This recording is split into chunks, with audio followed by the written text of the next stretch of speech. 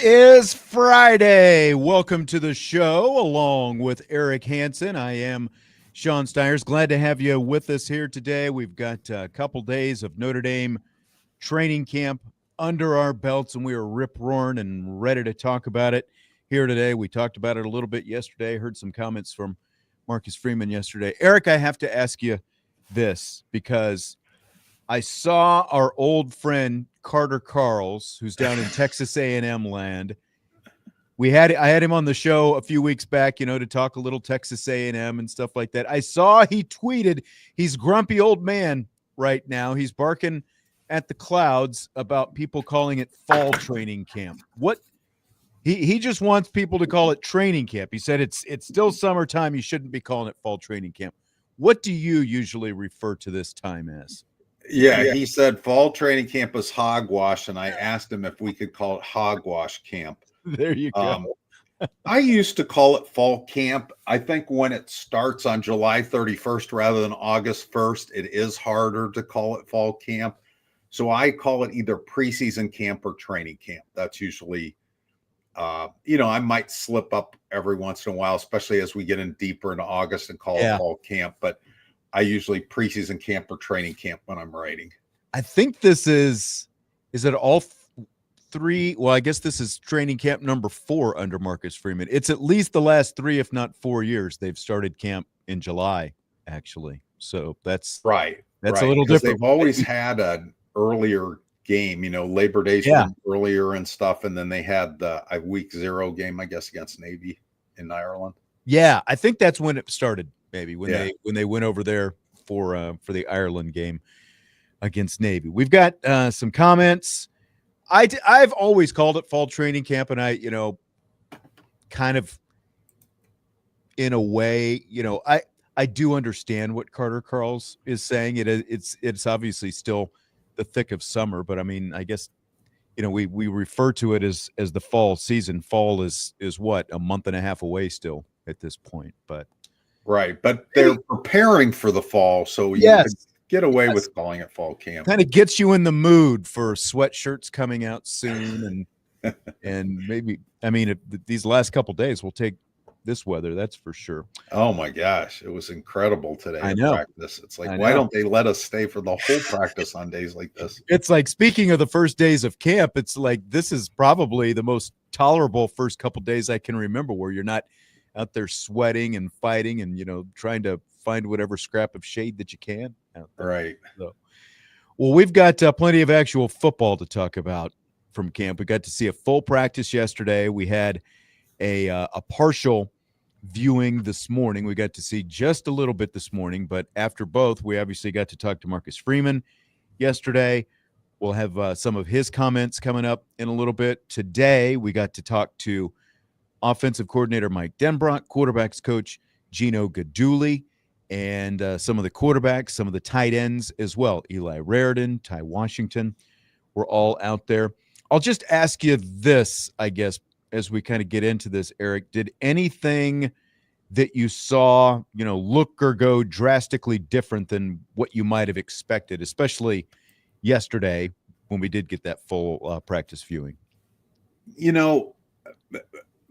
Probably a little bit more quarterback ickiness drama than I anticipated. I thought maybe we would see them look a little bit more polished. And then when we had a chance to talk to Mike Denbrock, offensive coordinator, today, it almost sounded like they were trying to create that, or create the conditions where that might happen, because they're really trying to differentiate these guys.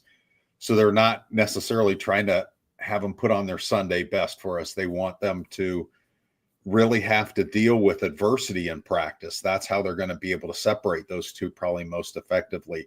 But still, the interceptions, I hadn't seen CJ Carr throw more than one bad pass in a practice, and to see him throw 2 interceptions was kind of like, whoa, okay, he's human. He's not a robot. Yeah. So that was probably the only thing that surprised me. I mean, little things here and there, like Jordan Botello doing a little bit more in practice than I thought he might be doing in July/August for a guy that's on an October timeline. So, but pretty much as expected. Okay, one more thing. This is not so much a strategy thing, but what we thought we'd get to see. They showed us a lot more 11 on 11 than I thought we'd see. I thought it would be much less than that. Me too. I mean, and that was, kind of the good, from our perspective anyway, being able to see that much 11 on 11. I thought that maybe, okay, we get, maybe we'll get to see some 7-on-7 stuff, or even just in the past early on, we've seen 1-on-1 with quarterbacks throwing to receivers with DBs covering them and stuff like that. But we definitely got to see more of that yesterday. And, we were kind of talking after practice today. It's like, it'd be nice if we had something to compare it to in a couple weeks, because of what it looked like. Because I'm like you, I don't think any of us expected to go in there and see the amount of interceptions that we saw yesterday. Because you're right, like we had never really seen either one of those guys, but especially CJ Carr, look nearly as human as they look. But like you said, what Mike Denbrock said makes sense. You've got to put some pressure on these guys, and I think that Right. is in large part what training camp is going to be about, is finding different ways, to keep them not always uncomfortable, but to keep them in as close to, real game type situations as they can, because neither one of them has started a game before. Right. And I mean, this is a team that has been the number one pass efficiency defense in the country 2 years running. They lose a 2-time All-American, and you look back there and you say, gosh, they might be better in the back end than they were, even with Xavier Watts. Can you imagine if Xavier came back for his 6th year and was with that group? Goodness. Good night. Wow. But it's a very talented, very deep group. They didn't have depth last year. Those starters played a lot of reps. Mm-hmm. I mean, through 16 games at the end of the year, I think Xavier Watts led the country in defensive back reps. And I mean, it was just incredible. But they're going to be deeper and have deeper rotations with really good quality this year. Well, and that's as we kind of get into some of our top observations and takeaways from what we saw these first couple of days. I mean, we can just start off by talking about the secondary if you want, or even, like broader with the defense. But like, to me, that's one of mine. Is it just feels like the sky is the limit for the secondary, because as you said, the depth when you've got Gray and Moore there, as the two corners, and then you throw in the fact that you've got Devontae Smith there as the nickel as well. But then, like, these young guys, they're young, but they're so talented, with Golden, Thomas, and Zachary, all with the number 2 unit. And then on top of just how talented they are, and again, like we talked last week about how long, each of us has been around, and you've been around for 3+ decades at this point. Can you remember a Notre Dame secondary that had the length and athleticism that, as compared to what we saw yesterday? It's funny you mentioned that. I did an interview today with Jay Hayes, who was a defensive lineman at Notre Dame from 2014 through 2016, transferred and finished up at Georgia. He is now back at Notre Dame in an administrative role. He's in an athletic fundraising, and he went out to watch the women's basketball team played. And guess who shows up at the women's basketball practice, informal practice? A bunch of Notre Dame defensive backs. Huh. And he's like, wait, these guys are defensive backs? He goes, how'd they get so tall? He said Leonard Moore was doing tomahawk dunks on the, and that'd be a heck of a scout team for the women to play against. Yeah, against Notre Dame. But I mean, you're talking about, Jay Hayes, his last year was 2017 at Notre Dame, when they were kind of on their way back up then. They were just getting rid of the Icky Van Gorder time, and they were getting ready to be a playoff team in 2018. So they had some pretty good defensive backs like Julian Love on the team. But he said there's no comparison. He couldn't believe how athletic those defensive backs were. And I think, that's what my eyes tell me as well. You see all this height and speed and athleticism, and look what Notre Dame's turned into. They are kind of a monster in the back end of the defense. And you look at the linebackers too, and you say, wow, there's guys that could be on, their high school track teams doing the sprints, not just doing the shot put or something. And it's a very athletic defense. And that's why, when you think about, okay, what if this quarterback thing goes sideways for a while? What if it takes a while like it did last year for the quarterback? And I don't think it will, but take as long as last year. But the defense is going to travel. The defense is going to keep them in every game. And I think that's very comforting for Marcus Freeman.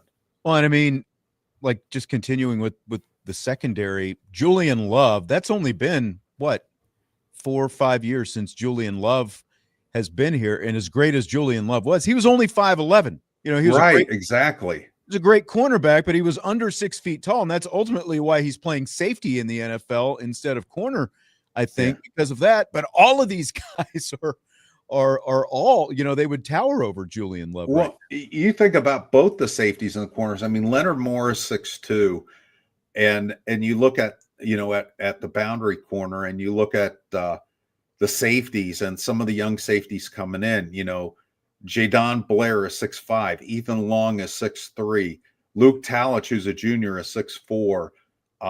Joey O'Brien, who signed in the next class, is 6'4", 6'5". I mean, he's in that range. And so they're getting these Kyle Hamilton look and act alikes back there. And it's really makes a difference. Now, there's still a world where those 6-foot safeties can fit in too, but to have both is just really, really exciting about where this defense is going. And, Devontae Smith is back there with those guys too, the Alabama transfer, who's a nickel. Notre Dame has been portal U as far as it comes to nickels the last 3 cycles, but they are really, really good. I mean, I think any quarterback would have a difficult time picking that group apart. I think so too. And, and that was for what the quarterbacks did yesterday. Again, you have to give a good amount of credit to that secondary, because they had a lot of guys locked down for a good percentage of that 11-on-11 that we got to see. Okay, so I stole some of your thunder as we segued into the top observations / takeaways from yesterday. So I'll let you jump in with one of your takeaways / observations. Well, I'll follow up on the defensive part of it with Tay Johnson. Tay Johnson had a couple interceptions, one that you or I could have probably executed, and one that was just where you go, okay, this guy's got a future ahead of him. And I remember towards the end of the spring, especially that scrimmage right before the blue gold game, thinking, oh boy, he is coming along a lot faster than I thought he would. I mean, he had to play cornerback out of necessity at the end of last year after he got through kind of a 2/3 of the season injury. In high school, he played quarterback out of necessity when he was a standout wide receiver and could have been a standout safety. He hadn't played safety full time since his sophomore year in high school. And I thought, well, it's going to take him a while to get his feet wet. I guess it's not. He's just that athletic, and he's that quick with his learning curve.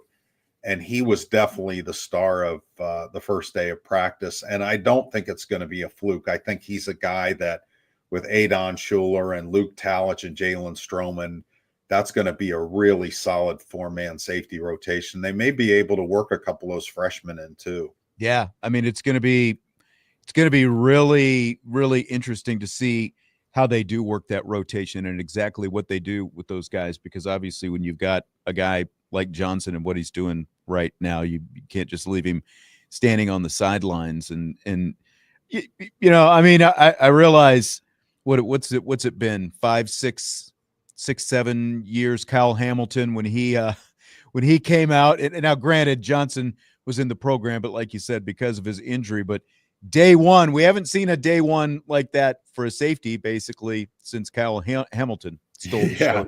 Kyle Hamilton had 3 and Tay Johnson had 2. So Tay is sloughing off, but somebody even joked with Mike Denbrock, the offensive coordinator today. Was that Kyle Hamilton that snuck in there?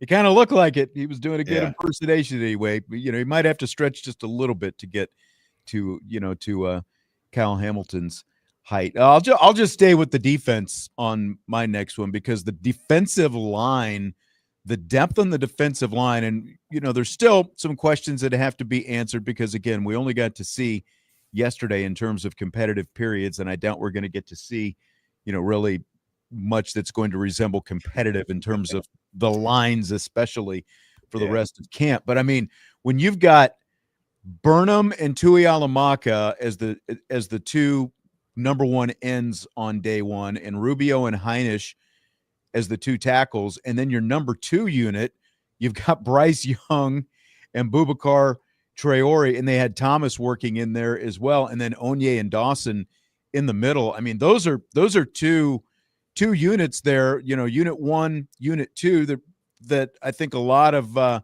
other Power 4 teams would drool over having either one of those units, don't you think? Yeah. Logan Thomas is an interesting guy because he's so thin, but he has such a burst, and I think there's a role for him too. I watched the defensive linemen in their drills for most of our allotted time, the viewing window we had today. It was just interesting to see all the different body types. And again, it looks like a suburb, all the defensive linemen Notre Dame has. I know. And I think there's more quality there than, there's certainly guys that are far down the depth chart, like Brennan Vernon. What's going to happen with him, for example? But you see guys beyond the ones we just talked about, like Sean Sevillano, who's, a big, stout nose guard with some burst, and Davion Dixon, kind of a similar body type. Armel Mukum looks like a handful. And then you look at some of the freshmen. Christopher Burgess is a really good-looking freshman. He may play a little outside this year. He definitely is. His future is inside. You got Dominic Hulek, Joe Reif, Gordy Solfstead. There's a lot to like. And then they added Preston Zinner to that group from the linebacker. So right. He's trying to find a role there too. But there's a lot of bodies. And again, at some point, Jordan Botello comes back and adds a lot of oomph to that group. But I'm really curious what Boubacar Traore is going to look like as he eases his way back from that early ACL tear in September last year. What he'll look like on opening day. He doesn't do everything in the drills yet, but he's working his way there. I think he'll be ready for opening day, and it's going to be exciting. Yeah, I'm kind of wondering because Marcus Freeman said he does expect him back, but they're still kind of gradually working that in, like how quickly he's completely willing to cut it loose, I guess, because that seems to be sort of, like I've never had an ACL tear, but that's, that seems to be when guys are coming, guys or, women, basketball, whatever sport it happens to be, that there's a little tentativeness, at least early on. So I kind of wonder how that goes. Does he still have that same kind of explosiveness off the edge? Right. He looked good in the drills that I saw him today, but again, he's not doing everything. Botello, like I mentioned, he's doing some things, stuff that requires contact. He's not, because he had the torn pec, but he is doing a lot of the other drills with the team, and they're going to be, and they need to be good. The interior still has some things to prove, but you mentioned the four that you mentioned, Heinisch, Rubio, and it could end up be Onye and Dawson being the starters, but those are the four guys that are going to play a lot, and you feel pretty good. Even losing Howard Cross and Riley Mills,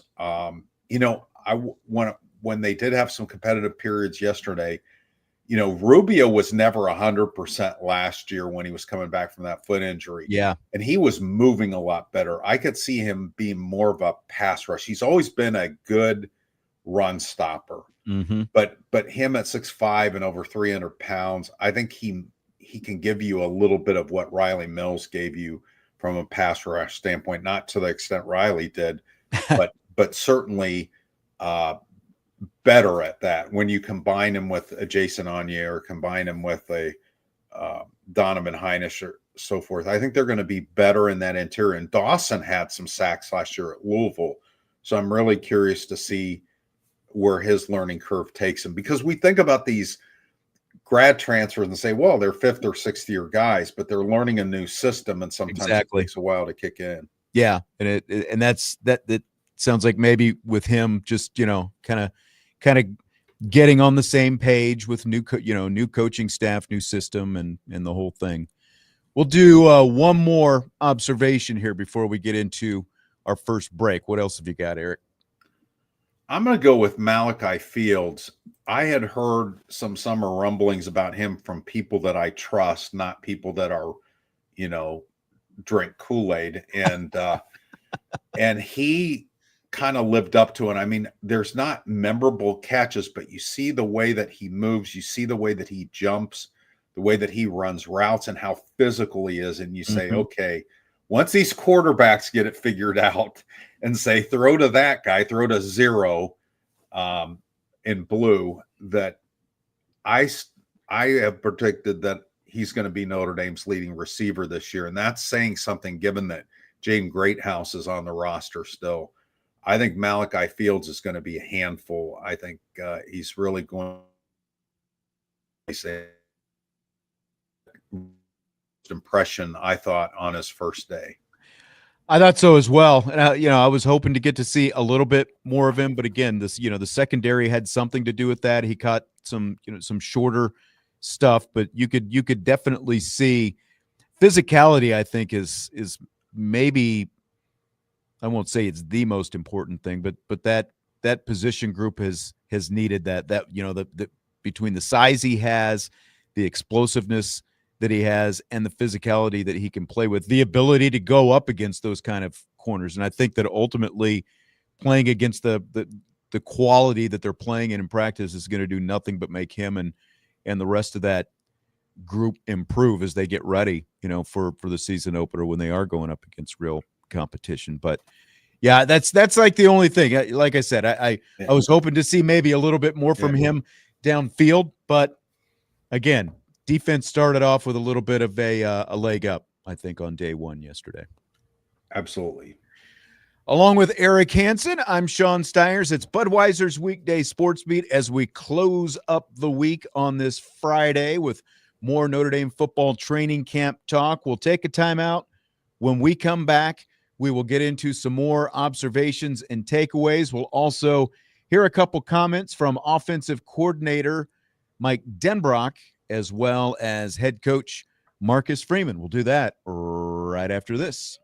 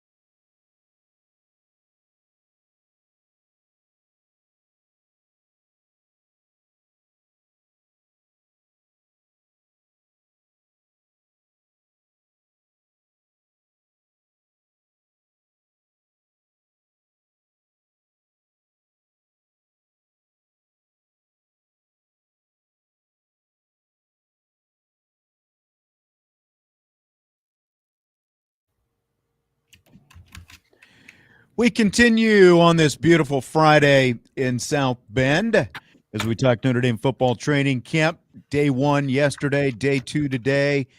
Eric Hansen and I both out there the first couple of days of training camp, and we'll have an opportunity to talk to some more coaches and players after tomorrow's practice. We've been talking about some observations and takeaways. You were talking about Malachi Fields before we took our break there, Eric.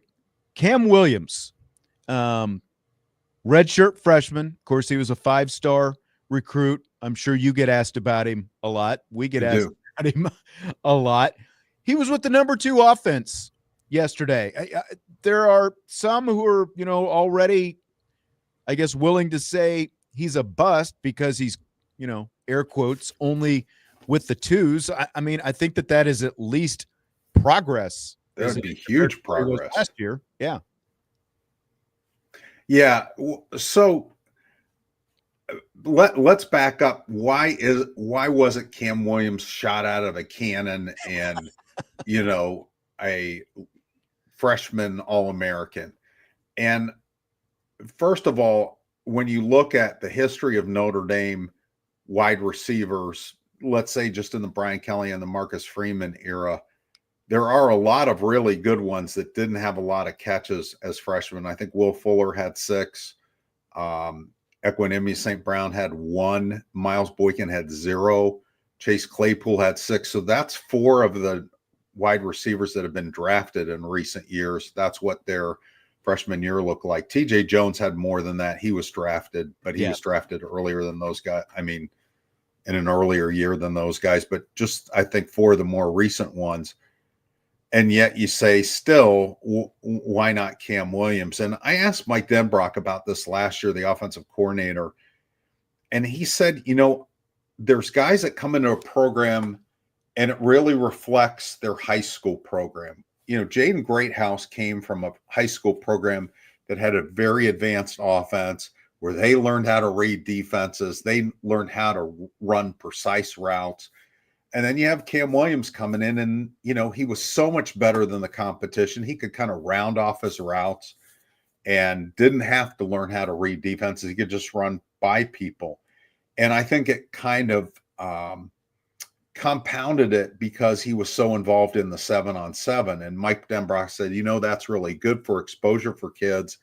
But in some kids, it builds not really great habits because it's not true football. Yeah. And so again, Cam Williams didn't get that training. To his credit, never pouted last year. Really smart kid, really tried to work hard.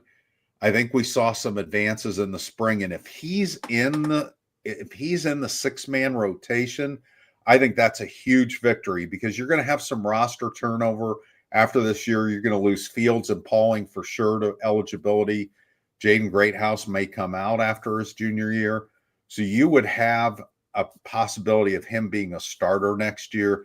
I think if he can get in that rotation, and that's not a definite yet, but if he could get in that rotation, that's a great place for Cam Williams to be as a soft redshirt freshman. Yeah, absolutely. Again, coming from where he was last year when he played in all of one game, if he cracks the top 6 this year, especially considering the veteran guys who you mentioned, who they've got out there, I think that's a step, and you just kind of keep making steps, and there's going to be more opportunities for him if he takes advantage of it.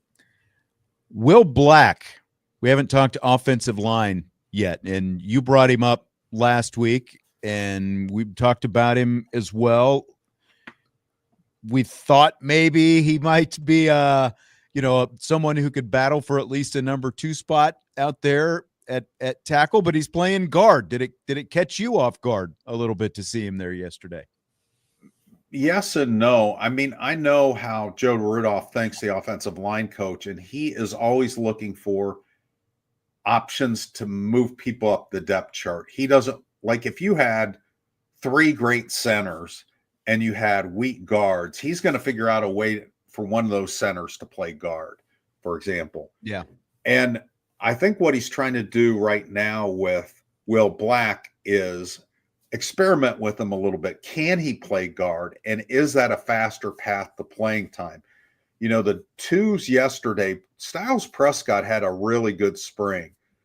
And Garby Lambert, we know Garby Lambert at some point is going to take over and be a starter at some point in his career. I'm not sure if Styles Prescott is, but again, he's made a lot of progress, real athletic kid. But Garby Lambert, from an injury standpoint, I think was farther along than a lot of people thought. He had that shoulder surgery in the spring, and there was a lot of question on whether he'd be ready when the season started. Marcus Freeman assured us he would, but he's doing more than I think even they originally thought. I think Marcus thought maybe middle August, late August, and he's doing everything in camp. So if Will Black has a faster track to being a starter, trying him out at guard while he's not going to be a starter at tackle anyways this year, I think is a smart thing. Can he play guard? And you think about some of the guys that took that path. Quentin Nelson, Harry Heastan moved him to guard right away. Aaron Banks was going to be a tackle for sure, but again, they had other people that were more advanced than him, and he got onto the field faster as a guard. So, they played with Garby Lambert a little bit at guard in the spring. So again, I give Joe Rudolph a lot of credit for experimenting. He had Sullivan Absher at center in the springs, taking some snaps for the first time in his life. He's playing, probably start the season as guard, but he came in as a tackle. So 6'7" guy, 328 pounds or whatever Sullivan is today. But that doesn't surprise me. And I think this could be in the long term a really good thing for Will Black, because it gives him two avenues to get on the field. Yeah, I think that, just go back to when we were talking about Cam Williams. Most people build a lot of preconceived notions about what they think some of these guys are going to be coming out of high school. And if we've learned nothing else about Joe Rudolph, he will bust a preconceived notion very quickly. So, I think we continue to see that. It's worked out pretty well so far. And I think it's a great point. We've seen sometimes, Sean, in recent years, freshman offensive linemen, make some starts, but you got to realize in over 50 years of freshman eligibility, there's been 11. A lot of them have happened lately, and some of them have happened out of necessity. Brian Kelly didn't go into 2021 thinking Joe Alt's my starting left tackle. In fact, he was the fourth person he tried. Yeah, that's right. So it's, if a five-star offensive lineman isn't starting as a true freshman, it isn't a failure. The reviews I heard of Will Black was he moves differently. They feel even better about his future than they did on paper when he was a five-star. So we didn't talk a whole lot about this yesterday. We touched on it. Some 20 and 21 personnel out there, 2 running backs on day one with everybody out there present. Did it move your antennas? Did it get you, tingling? What were you thinking when you saw some of that? For me, it didn't do anything for me. And the reason why is if I see it in a game, it'll be tingly, but that's they're cognizant of when we're in there. Exactly. So you don't know how much of that is, kind of to get us talking about it and get Texas A&M and Miami thinking about it, and how much they'll actually do it. And it didn't look like they were really used to it. There was one point where, they had to get the tight end off the field, or it was going to be 12 versus 11 during that period. But I think it would be interesting. I mean, given all the running backs they have and given the skill sets those guys have, I mean, of the top 3, who can't catch the ball of those guys and who can't make a mismatch? Even Aeneas Williams, I mean, that kid was money in the passing game. So I do think it's another way to find mismatches or get the defense in bad personnel. So I would like them to experiment with it. We'll never see it again during this fall camp, training camp, preseason Exactly. camp, what we're calling it. But if it shows up in a game, yeah, I'll be excited about it. I don't think it should be a staple, but I think it should be a wrinkle. I think they have the personnel to do that. And it feels like if there was ever a time that they were going to use more of that, this would be the team because of how deep that running back room is. And like you said, those first three guys, Love, Price, and Williams, can all catch the ball. And, I've also been, again, just small samples, but just the agility and some of the things. I was over there by the running backs today, just seeing Kedron Young move a little bit. As big as he is. I mean, he's exactly. in the 240s. Exactly. And he can move. The thing that Mike Denbrock wants to do, I mean, there was, kind of during the Tommy Rees era, they were built to be a team with 3 tight ends a lot, 2 tight ends. They even had 4 tight end formations. They would kind of push you around. But I think when you got to the playoff, you didn't have a team that could switch gears and do other things. Mm-hmm. Now, Mike Denbrock doesn't want to be the opposite of that, all wide receiver oriented or 2-back oriented and not be able to do other things. He wants to do everything well so that he can reach into his bag and say, okay, this team, this is where they're weak. This is where we're going to attack them, rather than, well, we're just going to default to this because that's who we are. He wants to do a lot of different things, and that would be another dimension. I mean, they want to also get better on the outside, and I think as we get in the season, we'll actually see that play out as well. I'd say the tight ends, as far as depth, that's the position on the offense that has the most to prove right now. I think so as well, because that room has been beat up so much by injuries over the last few years. I mean, Eli Raridan looked like an animal on day one. Absolutely. But beyond him, it's a lot of interesting guys. You have Kevin Bauman, who's a great comeback story. You have James Flanagan, who's going to be a stud. Is he going to be a stud this year? And Ty Washington's a real wild card. You saw them moving him all around the offensive formation. He was in motion. He was on the outside. He was in the slot. He was in a traditional tight end. Was he good enough to be a number 2 tight end and be an every down player? We're going to find out.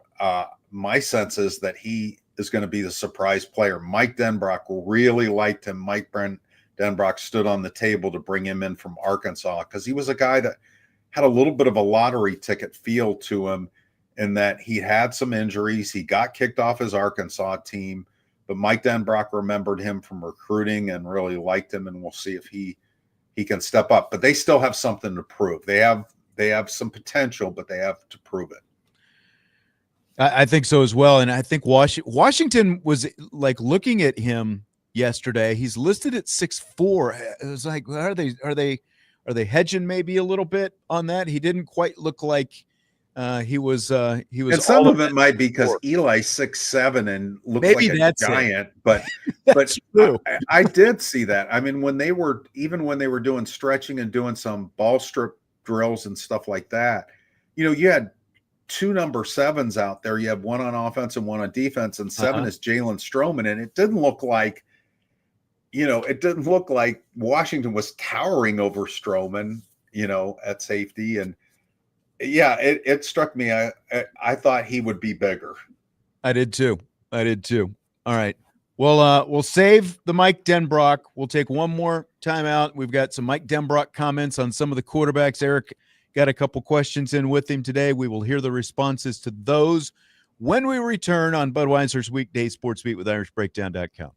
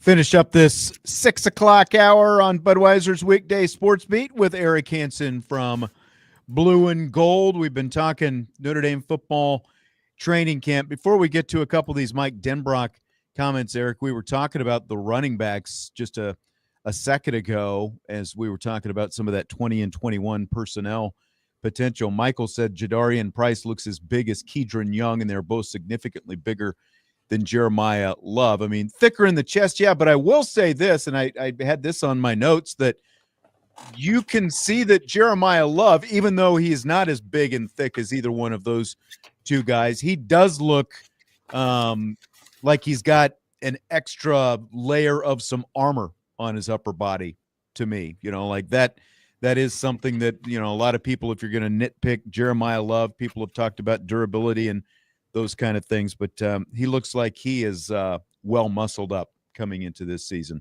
Absolutely. I think, again, it's a little bit of an optical illusion that, and you think about the 2-yard run against Penn State and how much strength it took to get into the end zone with that. So I'm not concerned about that, but Kedron is big. I was just double checking. He's listed at 240 now. He was at 245 when he showed up for the summer. So he slimmed down a little bit, but 240 at 5'11" and who can move. Yeah, big boy. I mean, they have big backs. I mean, it's interesting. They don't have, I mean, even the freshman James is a big dude. He is. Nolan James Jr. So, yeah, they don't have any scat backs on this team. No, not at all. And James looks a little, you know, like he's you know, again, they've gone through summer conditioning and the whole thing, but based on what we saw from him coming in the spring, he definitely looks like the, you know, summer off season has done him some good as well. Yeah. Can you imagine he's either the 5th or the 6th string back? And yeah, boy, at a lot of places he'd be playing. I know it. It's, again, like you look at the depth of that room and it's pretty astounding. Well, Eric asked Fighting Irish offensive coordinator Mike Denbrock today about the difference in the offense depending on who the quarterback is, CJ Carr or Kenny Minchie. And here is the response from Mike Denbrock. I mean, I think we have a little advantage where that's concerned. You know, last year, you know, you're trying to, without spring football and with missing part of the summer, kind of figure out what Riley's real strengths were, right? And what he could handle, what he couldn't handle. And that took us a while. I think these guys haven't been in the program.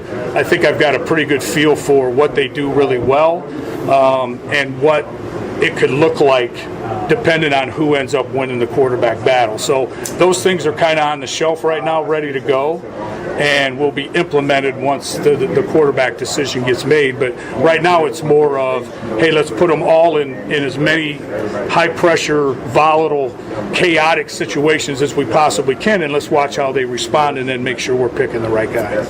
As much volatile, chaotic situations. Yeah, let's invite the media. That's right.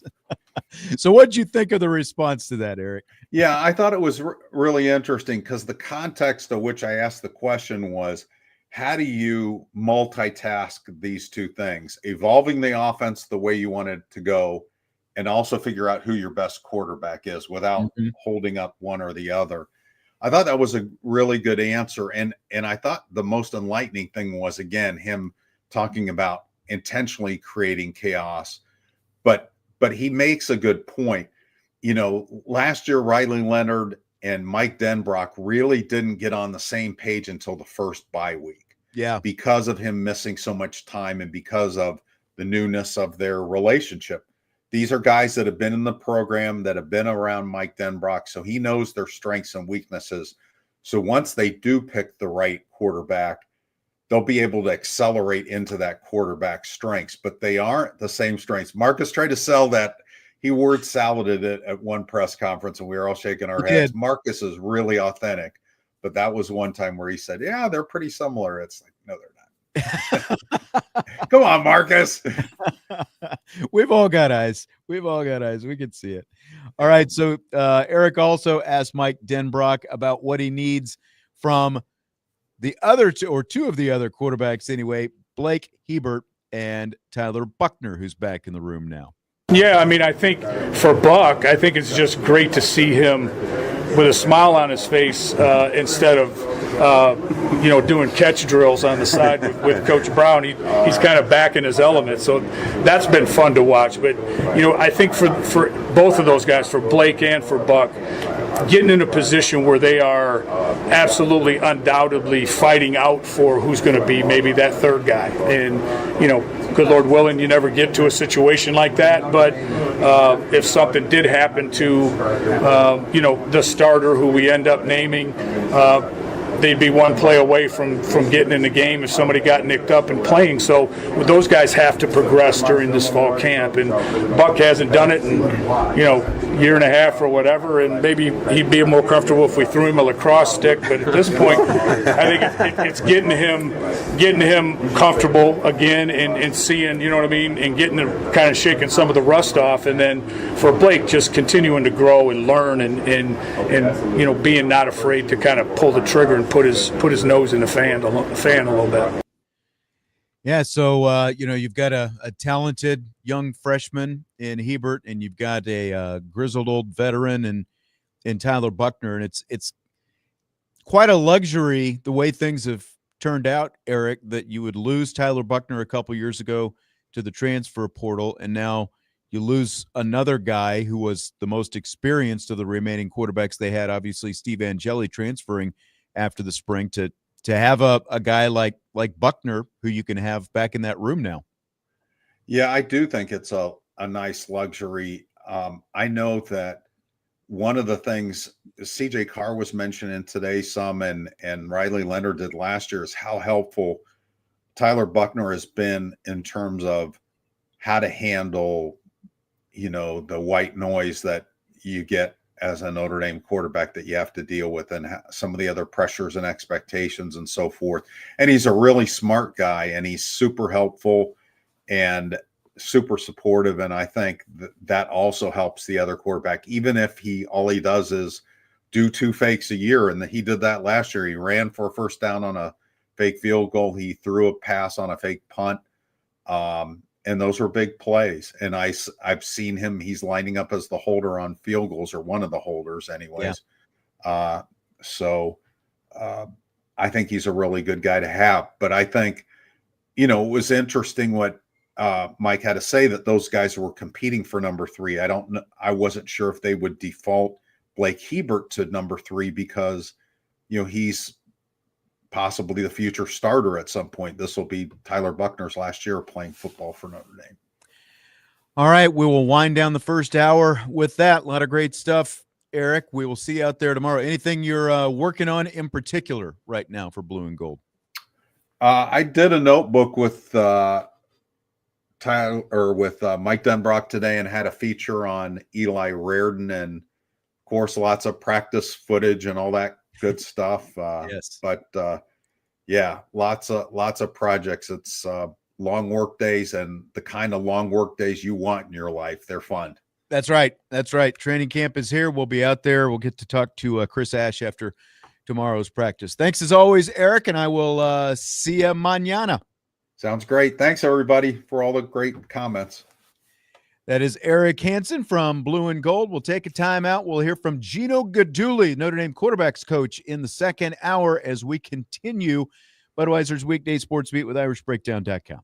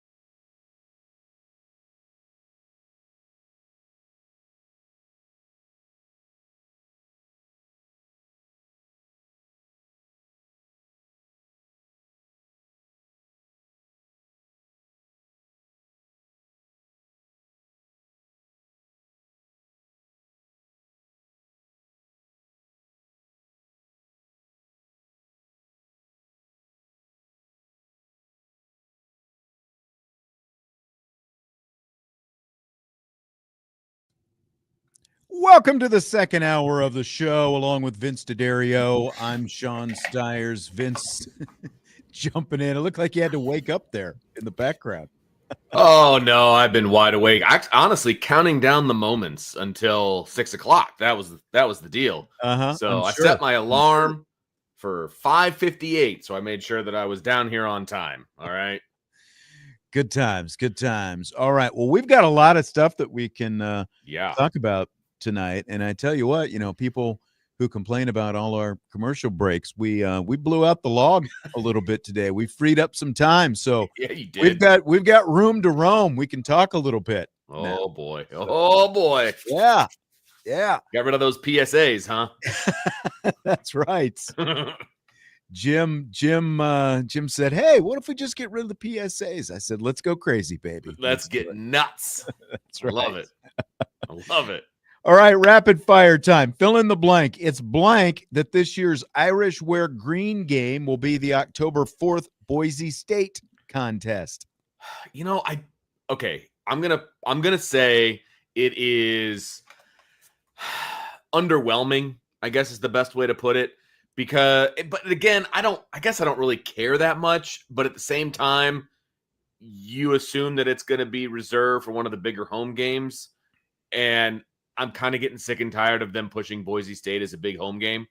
Because it is two playoff teams from last year. I get it. I understand. I get it. It's also a group of 5 team at the end of the day. And they could very well be another. Don't overlook them, Vince. Don't overlook them. I know. I can overlook them. I'm not playing. True. But it's Boise State. They have a name. Obviously, they are one of the best known group of 5 teams out there. Based on their track record and what they've done in the postseason and all of those things. And it's great. And they got the blue turf and yada yada yada. Awesome. Turf don't travel to South Bend. Exactly. They don't deserve the green jersey game, to be honest with you. At the end of the day, there are some people that are making it way too big of a deal, but I figured they would make it. People don't blow things out of proportion, Vince. I have no idea what you're talking about. Come on. Oh, Tommy says Boise is bigger than Arkansas. Maybe in reality, but Arkansas is also a road game, though. And it's also the SEC, and that's all that matters. And right. That's what the national media is going to tell you. If Notre Dame beats Boise and they beat Arkansas on the road in an SEC environment, that's what people are going to talk about, not a home win over Boise. That's just reality. You don't think so? If Boise comes in undefeated, you don't think that's going to be a big deal that Notre Dame beat Boise? At the end of the day, when they're talking about resumes and stuff, the SEC carries all the water, man. But if that ends up being Boise's only loss and they're back in the playoff again at the end of the year, it'll end up being pretty big. Now, I don't know if that's going to happen, but sure, it'll end up being big enough. It's still the biggest brand name of any of the group of 6s, So sure, that's what it comes down to. This is yet another reason I can be upset with my son, because neither one of us. I will not be there to see the green, because certain nuptials will be taking place that day in Canton, Ohio. So I wasn't going to bring it up. I was wondering if you were. I favored the USC game. I would like to have seen them make the USC game. Some people, when we talked about this a few weeks back, we were trying to predict maybe which game should it be, which game should the green game get. I said USC. Some people did point out it's going to be a night game. It's middle of October.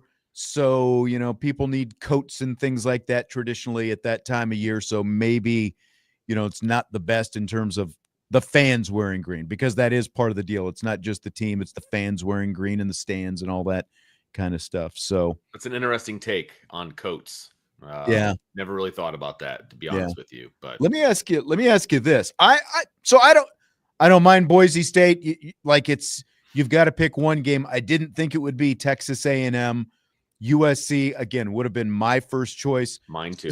Especially for the team wearing the green, because of the history and the fact that this could be the last Notre Dame USC game. For all we know, there's still a lot to be determined there. So I don't know. Let me ask you a question, and I don't think either one of us actually know the answer to this, but I'm going to ask you anyway. There was some fodder on X Fodder. Ex-fodder. Yes, blaming Marcus Freeman for selecting Boise State as the green jersey game. Do you think he has any say as to when that game occurs? I do not. I agree with you wholeheartedly. I kept my opinion to myself because I don't like going down the rabbit hole on social media, arguing with people. But I was like, I wanted to say, do you really think Marcus Freeman is sitting back right now in August trying to decide which game they should wear green jerseys? That is a marketing department / administrative decision. Right. That is not Marcus Freeman making that call. As Marcus Freeman is, Marcus Freeman doesn't even determine the schedules. That's all made above him as well. It's not like Marcus Freeman is out there hand-picking Boise State or whoever is going to, end up on the schedule. That's something that, all of that stuff is Marcus Freeman. Like, would you want Marcus Freeman to be deciding which game is the green game? No, you want him focusing on coaching the football team. Correct. Last Recruiting, you want him thinking coaching, all of those. Like, if you want to have a meeting in the summertime and ask his opinion on the schedule, like, hey, Marcus, is there somebody you'd like to get on the schedule? Do you have a preference as to how the schedule is put together from like we want an SEC team, we want a blah, blah, blah. But like, do you have an opinion? I'm sure that conversation has taken place. Okay. Marcus isn't involved in the final decisions as opposed to like what they're going to wear, how long is the Clemson contract, going to be, and like all of those things. Like, he has nothing to do with any of that. Exactly. It's crazy. In the announcement photo that they used on social media, they had the 4 players wearing the all green uniforms. Are you good if it's all green, or would you rather see some variation? They have worn this shade of green for a little while now, for a few years. I think pretty much during the Marcus Freeman tenure. I wanted them to switch up the uniforms, period. I also prefer the white pants with the green jerseys. Me too. So, what they wore last year against Louisville. Yes. I think that's the cleanest look. I prefer that. They haven't really been wearing this green for very long, because remember, it was only 2 or 3 years ago they were wearing the green with the blue numbers on them. Right. And I think I could be wrong here. I think that went back to Kelly, and I think the new greens with the white are Freeman. Yeah. I like that. I think it's better than the blue. I'm with you 1,000%. I think this is the best green look that they've had. My dream, my unrealized dream, was that they were going to wear the 2005 greens against USC. Yeah, I'm not a fan of those greens. Personally. I'm not a fan of those. Those are my favorite. Is that considered Kelly green? No, Kelly is the lighter green. Is it? Yeah. Okay. Yeah. Forest green, I don't know. Yeah, forest green. I'm not a fan of the darker green. Didn't like at the time. I liked them because that's what they had. It was, couple bird in the hand. Yeah, Steelers, But I like this current green the best. It's my favorite shade. Okay. To each his own. That's right. All right, let's shift back into some actual football. Get off the uniforms. All right. We got to talk to Gino Guidugli after practice. I heard. Notre Dame quarterback coach. He was asked about the interceptions that C.J. Carr and Kenny Minchie threw at Thursday's practice. Practice. I don't trip over practice. Sometimes in practice, you got to figure out what you can and what you can't do. And now inside a quarterback competition, that's got to be measured. But I'm always an advocate of figuring out, I got to use that practice time to figure out, can I put that ball in that window? Can I make that throw versus cover 2? And you're going to have some mistakes in there, but as long as we learn from those, we're getting better.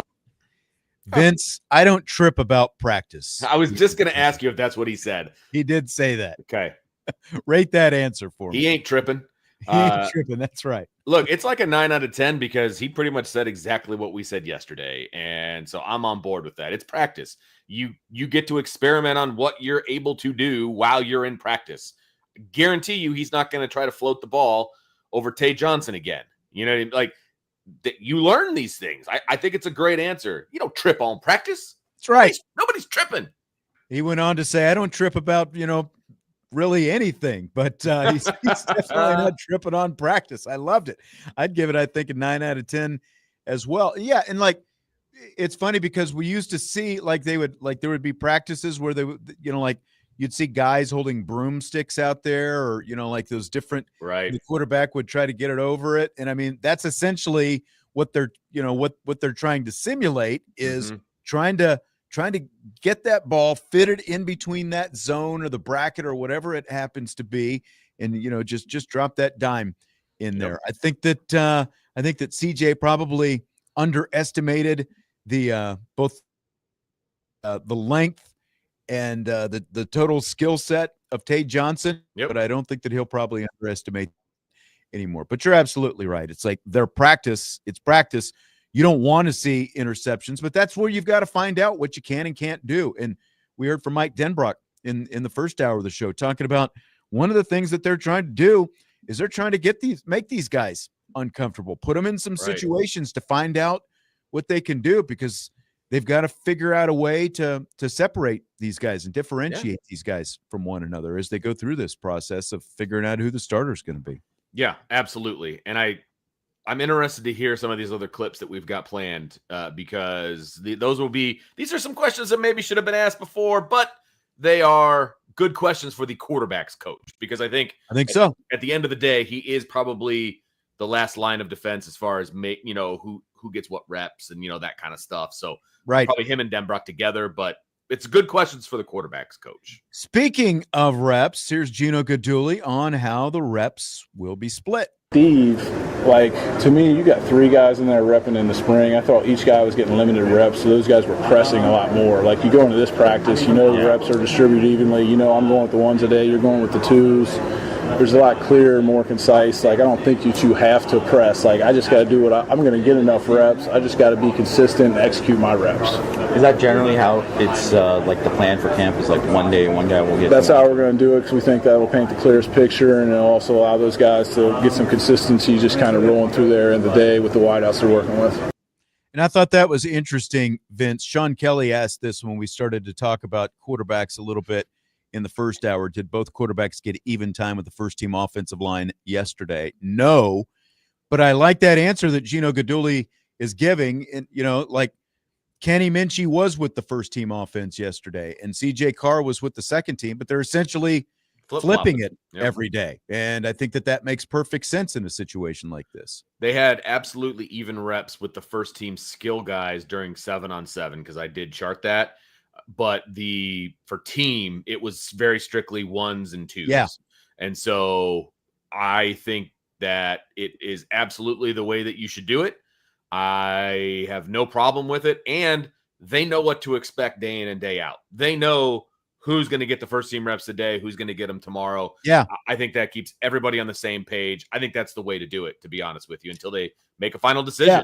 I think it makes much more sense doing it that way, just every other day, than doing it, the first part of team, you get the first team reps, the second part of team, you get the second team reps. It's just more consistency. You get into a little bit, more of a groove, kind of knowing who you're going to have around you. And, one thing I did notice yesterday, they did have Jaden Greathouse out there with CJ Carr at times. And, so they were mixing in some of those wide receivers that, the first team offensive line and the second team offensive line were relatively static, but they were still mixing in some of those different receivers with the first and second team, with different quarterbacks and such. So I think it makes a lot of sense. And I hadn't really thought about what, Gino started talking about when Angeli was still in the picture, and there were 3 of them. And it was essentially, there was more pressure in the spring because the reps were more limited, because everyone, because they were trying to keep the reps as even as possible over the course of the spring. And so it's obviously a lot different, because you basically don't have to worry about the third and the fourth string guys. It's all about the 1s and the 2s and figuring out what those 2 guys can do now. They know who 3rd and 4th are. They're getting the reps over on the other field. It's almost like a completely different practice, when it comes to team stuff, whether it's 7-on-7 or team. So that's actually a very handy way of going about it. Don't even have to worry about it. And also, to everybody's point earlier in the spring, that's why you're down to 2 and not trying to do 3 guys. If they were trying to do 3 guys, it would have been a joke. Like there's no way. There's no way this could be even No. if Angeli had stayed, there's no way Nope. you could have 3 guys competing for this job right now. Right. There's just, and which made sense that Angeli would leave in that. Yeah, 100%. Because he was told he's probably number 3, and right, he would have been over on the other field, and right. that is not how he wants to finish off his Notre Dame. Or at the very worst, him. or not the very worst, at the very best, he was just told, look, we're not going to name you the starter at the end of the spring. You've got to. It's still going to be a competition as this thing goes on. He made his decision, and we'll see him in November. And it's the same decision I would have made if I was in his shoes based on that situation. Yeah. You just, if you want to play, you got to go. And yeah. It just is what it is. Yeah. No brainer. That's right. Okay. So speaking of pressure, putting these guys in, under some heat a little bit, Gino Guidugli talked about putting these guys in some pressure situations during camp. Well, I just love, like, Marcus, we're going to do 2-minute every day. And, like, most time that's, like, practice 6 or something. You start getting a 2-minute. We did it day 1. I think that helps us as a coaching staff. Also, just game situation, game management, but to put the quarterbacks in as many situational periods and game-like situations, the better. Just because those guys don't have the experience of starting games or a lot of college playing experience, just to get them tuned in to, we're 3rd and long in the go zone, or hey, this is like CJ, right? We got a red zone opportunity right there. It's 3rd down. I understand I've already got points. I can't take a sack. We can't get a penalty. If it's not there, I got to throw the ball away. Let's field goal kicker come in the kick. Light them up on day 1. They didn't quite, light it all the way up, but still, I mean, they were getting some pressure on those guys.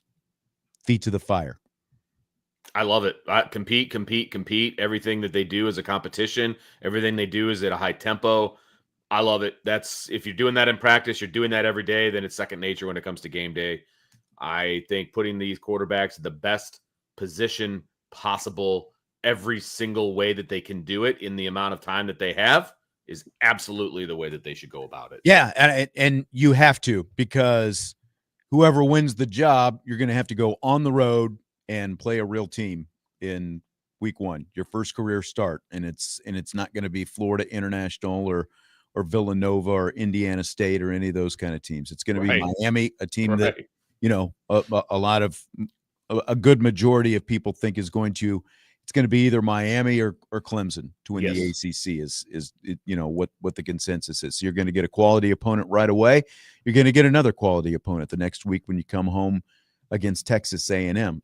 And that goes for the starter, and it goes for the number 2 who could be called upon in either one of those games. Just like any other game, they both got to be ready to go. Yep. So, you got to give them as much heat as you can. Do you think that there's any like detriment to the fact? I mean, there's nothing you can do about it at this point, but Chris Ash doesn't blitz as much as Al Golden. Like, was there something, to be said for the fact that, the way Golden was with his blitzes, quarterbacks and stuff like that always used to talk about, like, you don't know where it's going to come from, the blitz.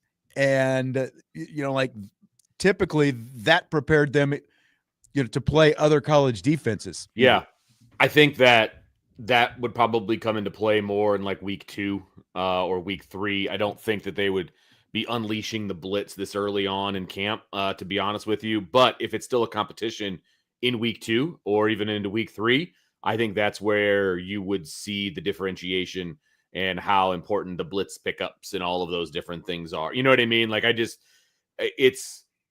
there's a local high school here, and I was at practice, and it's not even the season yet. Like, they don't even officially start until Monday, and the defense is just blitzing like crazy. The first team offense, the first team offense is just getting hammered because they have no idea what to do. And it's like, it's July. Like, ease into it a little bit. What are you doing?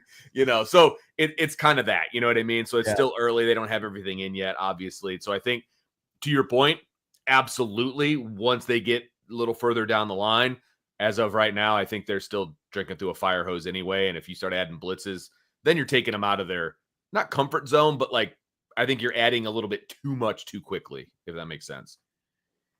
We will wrap up rapid fire right after we take a timeout. Some more comments from Notre Dame quarterbacks coach Gino Guidugli on CJ Carr and Kenny Minchey. That's coming up next. Budweiser's Weekday Sports Beat with IrishBreakdown.com.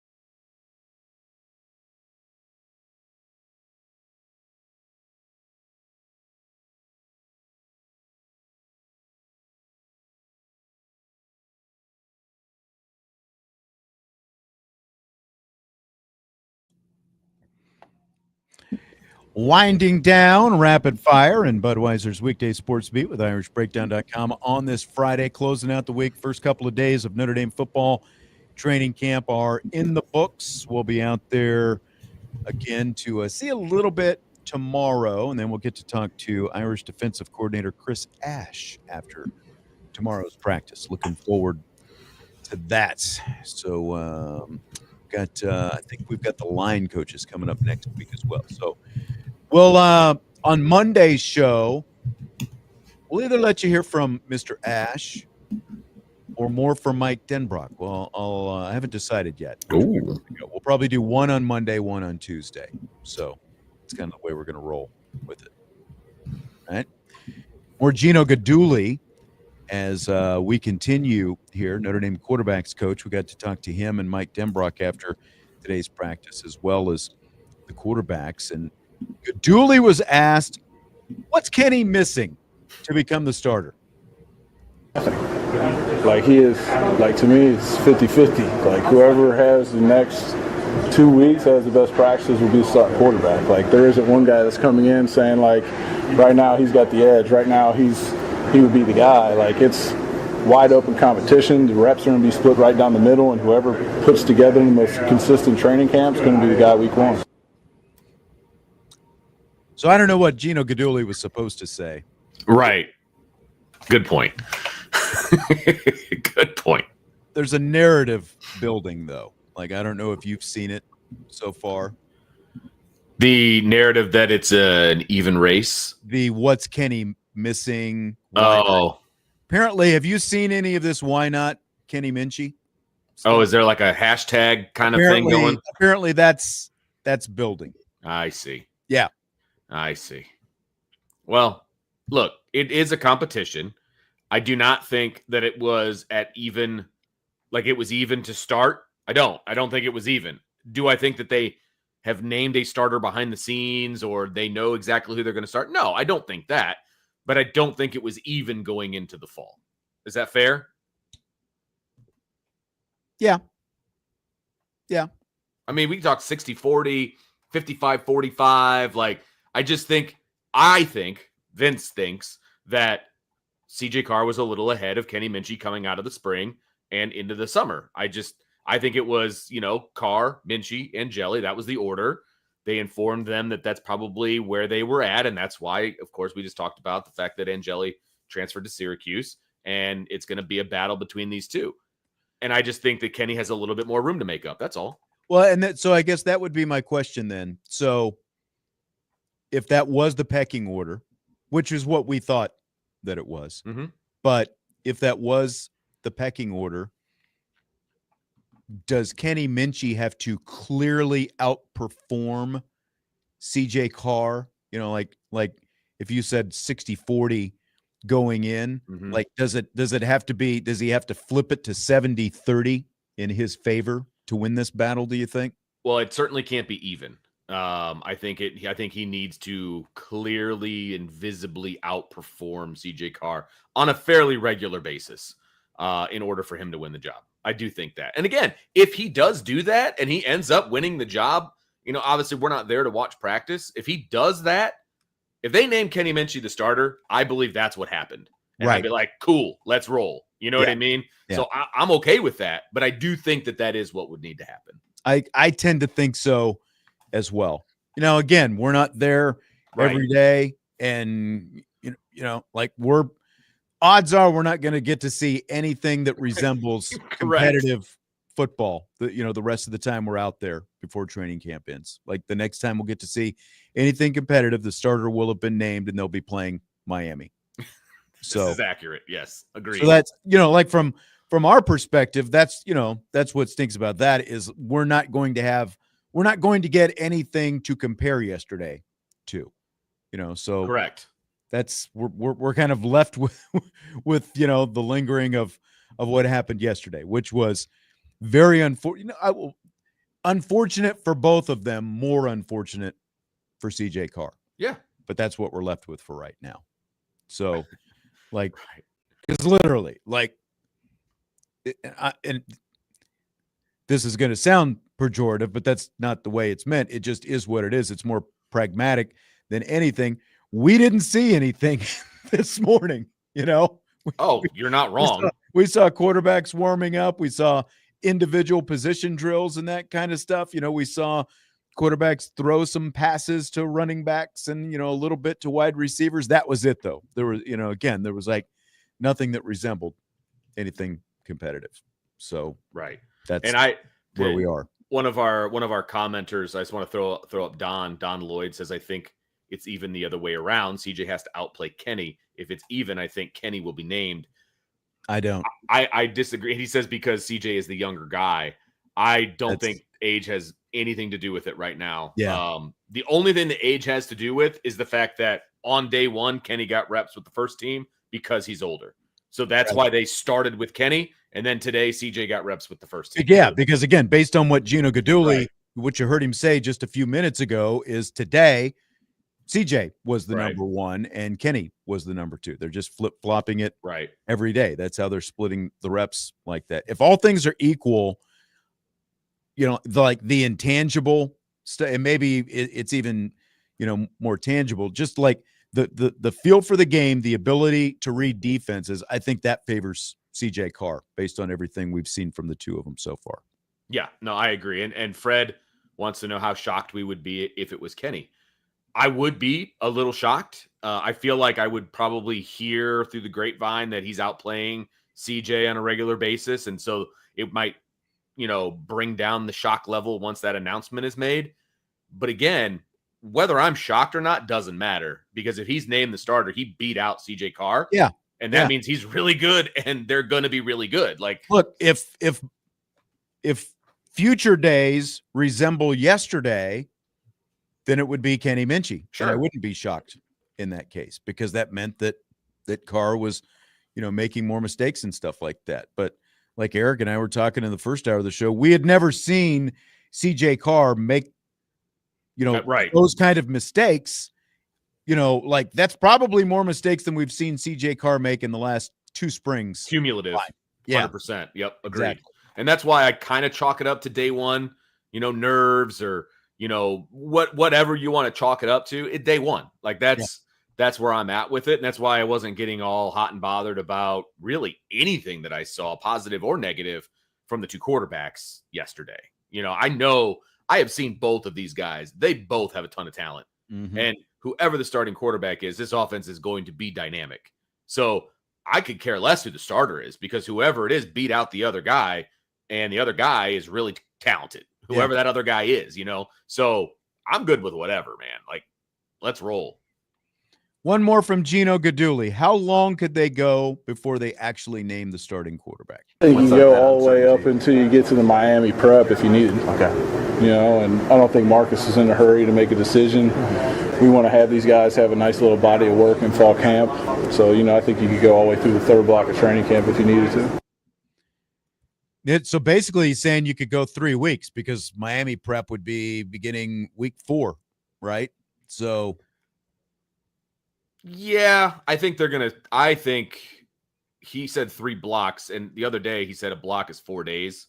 Yesterday in the press conference, he said a block is 4 days, and then did he say off, okay, I missed, or something like that. He kind of gave like an idea of kind of how things go. It's like 3-day practices, and then a night practice, and then a day off, and whatever. That's right. That's what I mean. So that's still 12 days. So that's 2 full weeks. So basically, they're giving him 2 weeks, 2 full weeks, maybe a skosh into the 3rd week. Because I think they'll prep for Miami for about a week and a half, a little longer, just because it's the first game. You know what I mean? Yeah. And again, we're kind of splitting hairs here. It could go into the 3rd week. I mean, that's definitely possible. If that's the case, it's really close. Like, if it goes that long, then it's really, really close. I don't anticipate it lasting that long, but what do I know? Like that, again, we don't get to see enough for me to be like, they need to just put somebody out of their misery. Yeah.